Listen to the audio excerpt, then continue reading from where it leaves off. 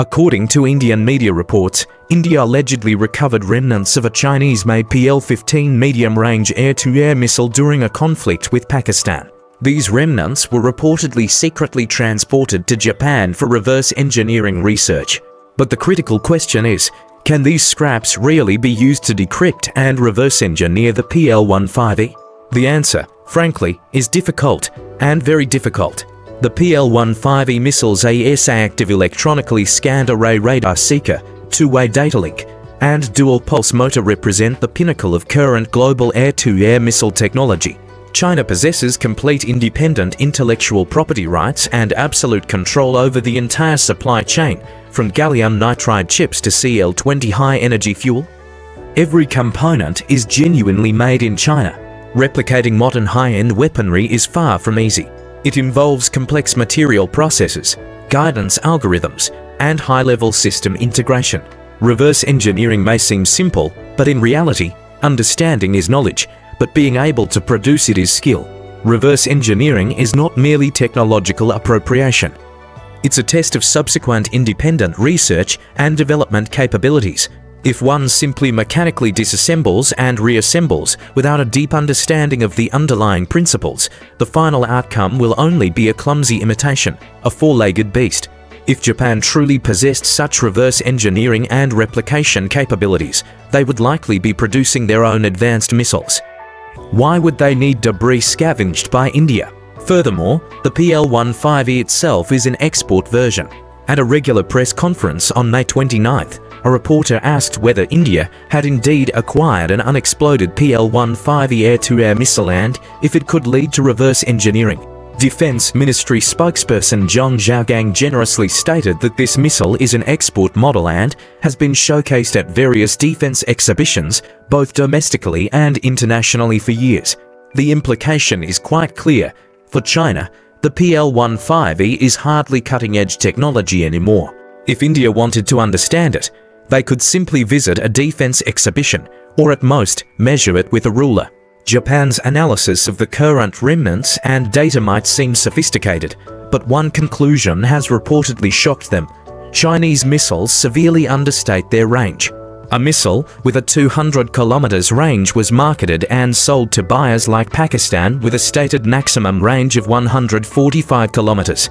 How to interpret Pakistan shooting down an Indian fighter jet from 180 kilometers away?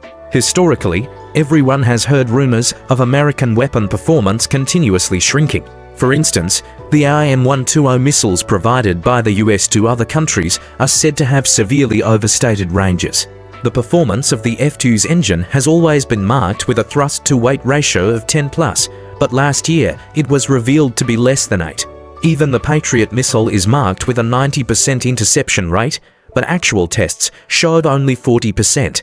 Besides these, there are claims of overstated stealth performance for the F-35, overstated electromagnetic catapult performance for the Ford-class aircraft carrier, overstated steel performance for nuclear submarines, and overstated lift coefficients for the F-22. However, the Chinese approach is the exact opposite. They are discreet about performance, revealing only the tip of the iceberg. The Chinese tradition is to be modest and reserved, a habit that has extended to their weapon systems. Therefore, after the India-Pakistan conflict, the world must re-evaluate just how powerful China's weapons truly are. Currently, China's technical cooperation on military equipment with friendly nations is on the fast track.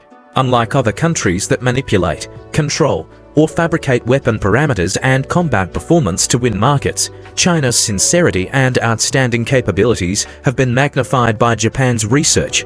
Chinese military industries will present even better equipment and technology in future collaborations, gaining more international market orders.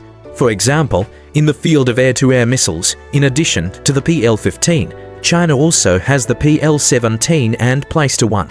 The former is rumored to have a range of 400 to 500 kilometers, and the latter 800 to 1,000 kilometers. Currently, active J-16s or J-20s, equipped with PL-21 missiles, could conceivably threaten US fighter jets taking off from Guam. But the question is, are the numbers released by China even true? Should we reassess? It's not just China's ballistic and hypersonic missiles that can threaten Guam. Even their air-to-air missiles can. Another example is the range of the DF-17, a glide hypersonic missile that is extremely difficult to intercept. Its stated range is 1,500 kilometers. How much can it actually hit? 2,000 kilometers. And what about the DF-1D? From 2,000 kilometers to 3,000 kilometers. What about the DF-6? Americans are probably going crazy. These weapons' deterrent reach will expand by a quarter to a third. Does the US defense perimeter need to retreat further? Some netizens suggest that the reason for the Chinese military industry's approach is, when requirements are set, redundancy is considered at the top. Then, during design, further redundancy is factored in. Sometimes, a third party is involved for yet another layer of redundant design. This layered approach results in a performance monster. This is the true reason for China's reverse understatement. Over time, it has become a habit. In various industries, only 80% to 90% of information is released for critical data. There are real-world examples of this. Comparing China's GDP growth rate from its WTO entry in 2000 to its total in 2020, it's evident that the average growth rate was much higher than the announced figures. China reportedly understated its GDP to avoid provoking the US, but even with the downward revised growth rate, it still shocked the world. The composition of US and Chinese GDP is also interesting. The US statistical method is very detailed, including income from household nannies, street vendors, and even various grey areas. However, China's GDP calculation has always been rough, with many sectors not being statistically accounted for. Furthermore, the relationship between overvalued and undervalued currencies between China and the US also leads to large differences in GDP. Hence, the World Bank's Purchasing Power Parity (PPP) index is used to evaluate GDP, which shows China's own GDP has exceeded 30 trillion, while the US has shrunk to 24 trillion. When comparing China and the US, which data should one trust? Finally, why would India specifically hand the missile remnants to Japan? In fact, India's actions are largely for political purposes, to sow discord between China and Japan. As is well known, when the US launched its global tariff war, Japan chose to resist. However, Japan did not have the courage to impose reciprocal tariffs on US goods. But on April 22 this year, Tetsuo Sato, the leader of Japan's important Komeito party, began a 3-day visit to China. He also carried a handwritten letter from Shigeru Ishiba. While the exact contents of the letter are unknown, Japanese media reported that Ishiba's letter not only mentioned Japan-China relations, but also touched upon the trade war initiated by Trump. This letter suggests that in the face of pressure from the US on the world, Japan hopes for closer cooperation with China. This is precisely when India steps in to create friction. Both India and Japan are members of the Quad Quadrilateral Security Dialogue, the US, Japan, Australia, and India. In 2021, these four nations held the Malabar 2021 naval exercise in the Philippine Sea, deploying 26 vessels, including Japan's Izumo Quasi aircraft carrier and India's Vikrant aircraft carrier. In 2023, Japan and India conducted joint fighter jet training at Japan's Hyakuri Air Base in Kanto. India participated with 4 Su-30 Mko fighter jets, to C-17 transport aircraft, and 1 IL-78 tanker, while Japan deployed for F-2A, B and for F-15DJ fighter jets. India handing the PL-15E remnants to Japan for research is based on prior military cooperation and is quite normal, as Japan also seeks to use this opportunity to decipher the People's Liberation Army's advanced weapons' fatal weaknesses to potentially suppress Chinese air power in any future Japan-China conflict. Meanwhile, the Russia-Ukraine situation has once again returned to the global spotlight. On June 2nd, Russian and Ukrainian delegations met in Istanbul, Turkey, for the second round of direct negotiations. However, the talks broke down after just an hour. Why couldn't they reach an agreement? The reason is simple. What cannot be gained on the battlefield is a pipe dream at the negotiation table. Neither Russia nor Ukraine has achieved their strategic objectives on the battlefield, so naturally, they cannot force the other side to yield at the negotiating table. However, the fact that both sides are willing to sit down and talk indicates something else. Both sides are somewhat weary and still hope to resolve the issues through negotiation. Some might disagree, saying Zelensky doesn't want to talk. Otherwise, why would he launch sneak attacks on Russia? As everyone knows, on June 1st, the Ukrainian Security Service launched a special operation codenamed Spiderweb, successfully raiding 5 Russian airfields and destroying multiple Russian strategic bombers. Russia later admitted to losing 10 aircraft, as publicly available videos showed at least 10. However, satellite photos analyzed by various countries show that at least 13 aircraft were turned into ruins, which is why Ukraine claimed 13 destroyed. Friends, this news precisely illustrates that both sides want to talk. Since 2025, Ukraine has fallen out of favor with the US, losing strong support and experiencing a clear decline on the battlefield, leading to a highly unfavorable position in negotiations. To change this disadvantageous situation, Zelensky must create leverage on the battlefield. If conventional means fail, then unconventional means are employed, hence the June 1st sneak attack. There's an interesting phenomenon in truce negotiations. The closer to a ceasefire, the more fiercely both sides might fight. For instance, during the Korean War, the term Van Fleet ammunition load emerged during the first round of talks, and the battles of Triangle Hill and Kumsong also occurred during negotiations. The Ukrainian raid on the airfields was tactically very successful, but it also has drawbacks. The biggest drawback is that this tactic won't be as effective in the future. It's like Japan's surprise attack on Pearl Harbor. It could only be done once. Russia has now begun to mend the fence, setting up checkpoints and strengthening defenses. From this incident, it's also clear that Russia truly wants to talk. Despite suffering such a significant loss, it didn't flip the table and still attended the negotiations as planned. I estimate there are 2 reasons. First, Russia feels the recent situation is favorable and is confident in securing what it wants at the negotiating table. Second, Russia is indeed a bit tired of fighting. Although this round of negotiations saw the 2 sides disagree and part ways, they did reach a few minor consensuses, such as both agreeing to continue negotiations. However, the vast differences between the 2 sides will apparently only be bridged through continued struggle on the battlefield. Predictably, shortly after the negotiating teams left, both Russia and Ukraine engaged in fierce fighting again. In the early hours of June 3rd local time, the Ukrainian Security Service acted again. They used over a ton of explosives to attack the Crimean Bridge, which spans the Kerch Strait and is under Russian control. According to information revealed by Ukraine, they prepared for this attack for over 4 months. During these 4 months, Ukrainian operatives, like ants moving house, quietly planted over a ton of explosives at critical points on the bridge. These operatives were retired Ukrainian Marines who used Black Sea fishing as a cover to secretly dive underwater and place the explosives.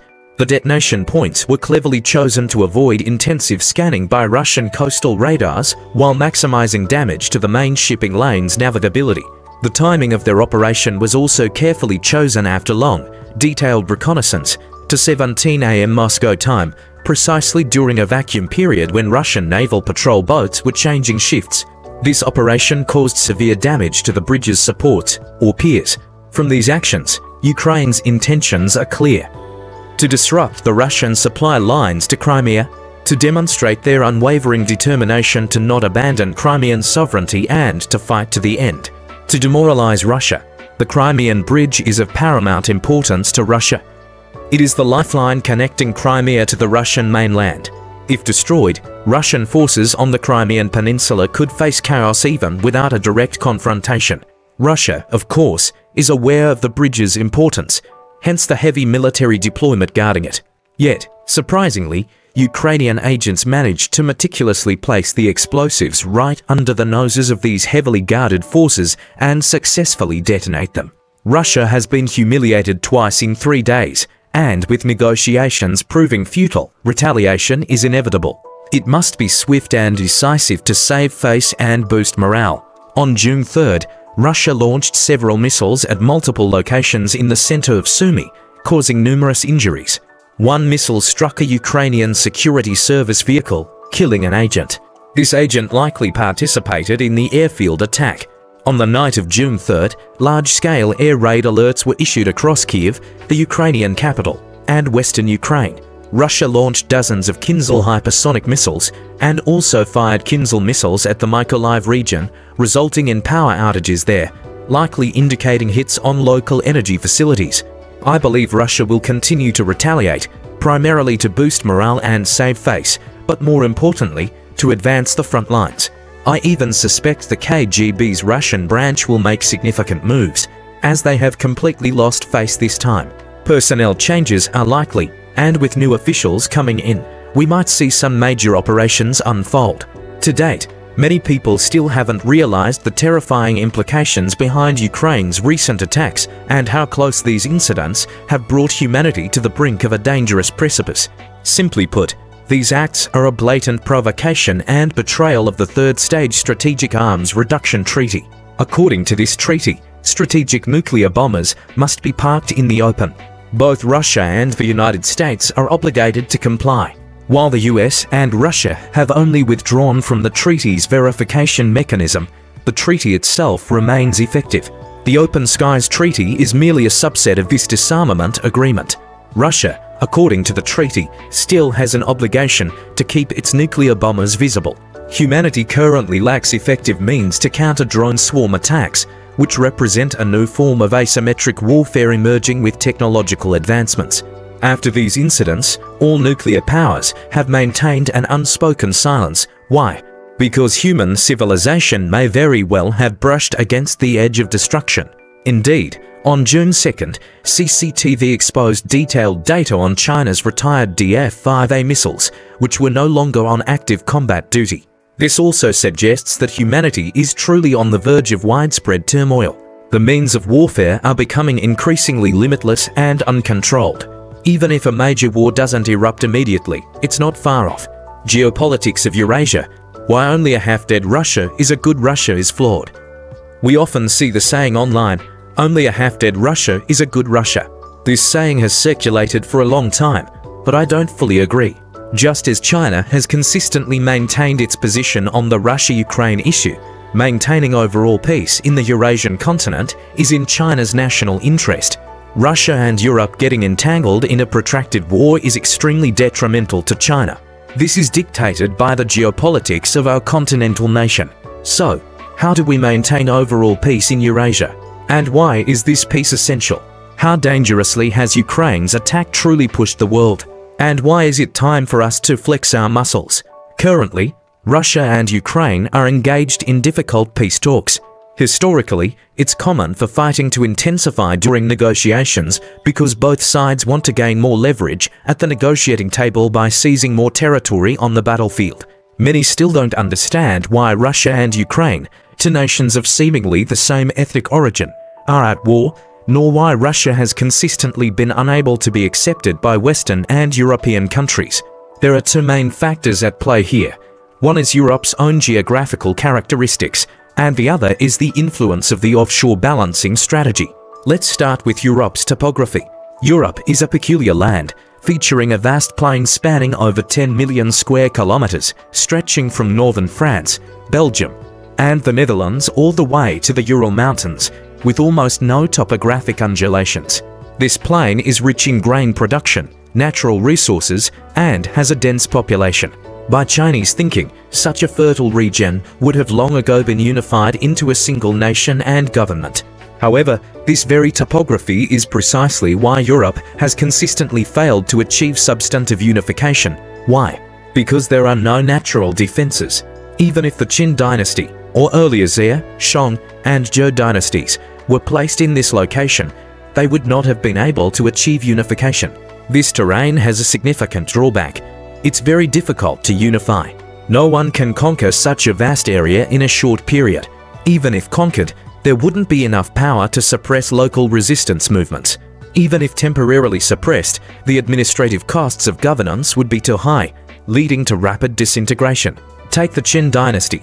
Its short lifespan was largely due to the excessively high administrative costs of its unification wars and subsequent rule, depleting the national strength accumulated over 6 generations. When we look at Li Si and Qin, Ashai now, we might think they were foolish, but at the time, they probably believed they were right. Similarly, the seemingly glorious Qing Empire was already on the verge of collapse. The same logic applies to the Mongolians. When they swept across the European continent, they had no time to consider governance. The largest empire in human history also disintegrated in a short time.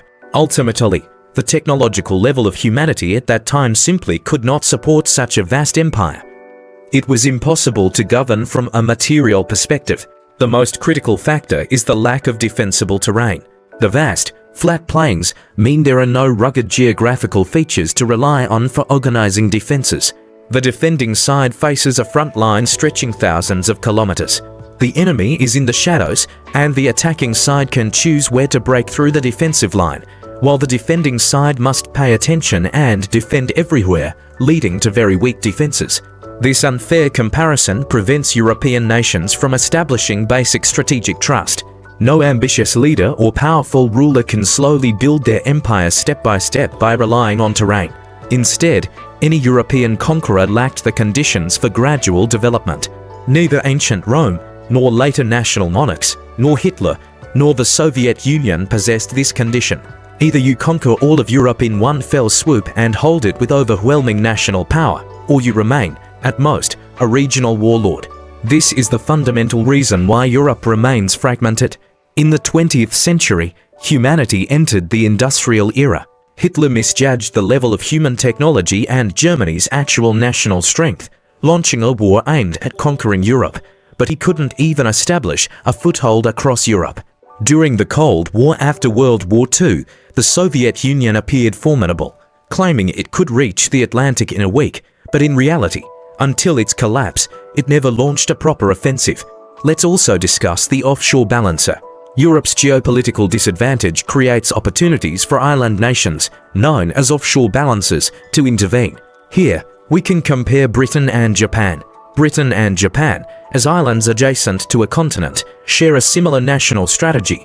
They both instigate continental divisions and confrontations, benefiting from the chaos. Britain's actions are well known. They are called the troublemaker of Europe, constantly inciting division and even war on the European continent to ensure no vast empire emerges to threaten them. This was true during Napoleon's time, and again during Hitler's. Many people may not know that Japan also employs this offshore balancing strategy. Unlike the simple product dumping of Western powers, Japan put significant effort into exploiting China's warlord conflicts. During the late Qing dynasty and the Republic of China era, Western powers at most had proxies and engaged in comprador dumping to capture markets. Only Japan engaged in multi-party betting and meticulous cultivation, helping whoever was weak. This is dictated by Japan's identity as an offshore island nation. If the Chinese mainland isn't embroiled in conflict and isn't fractured, Japan has no opportunity. If you look at Japanese culture's perception of the Chinese mainland, why are Three Kingdoms topics so popular in Japan, with undiminished popularity for over 1,000 years? The fundamental reason is that it aligns with their collective national fantasy. Unfortunately, this strategy works in Europe, but not in China. The United States, as the world's largest island, isolated overseas, perfectly inherited Britain's offshore balancing strategy. Only this time the target became the entire Eurasian continent, not just the European plain. Ultimately, this is precisely the strategic point we need to focus on. Having sorted this out, everyone should have a clear understanding of the essence of the Russia-Ukraine war. It is nothing more than the UK and US exploiting the European plain's inherent tendency towards fragmentation to implement an offshore balancing strategy, maintaining their maritime shipping and naval supremacy through continental destabilization, and continuing to uphold their hegemonic status.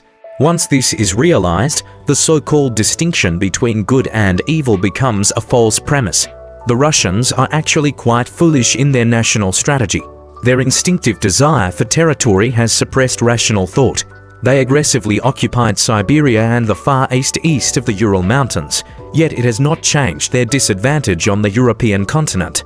From the time of the Kievan Rus and Muscovy to the present, they have been suppressed by Europeans. Several attempts to turn the tide have failed, especially after the collapse of the Soviet Union, when they suffered severe backlash. War and decline have continued to this day. After the fall of the Soviet Union, Russians were complacent, thinking they had shed the shackles of burden and that the revival of the Russian nation was imminent. Now, seeing relevant cartoons, I wonder what they would think. We absolutely cannot make such foolish mistakes. Overall peace in Eurasia is our goal, not profiting from Russia's struggles, nor relying on Russia's temporary good fortune to encroach upon Europe. These are not our correct national strategies. That's why, since the outbreak of the Russia-Ukraine war, China has maintained a neutral stance. Regardless of Western pressure or slander, or Russia's pleas and inducements, we have resolutely stayed out and not intervened.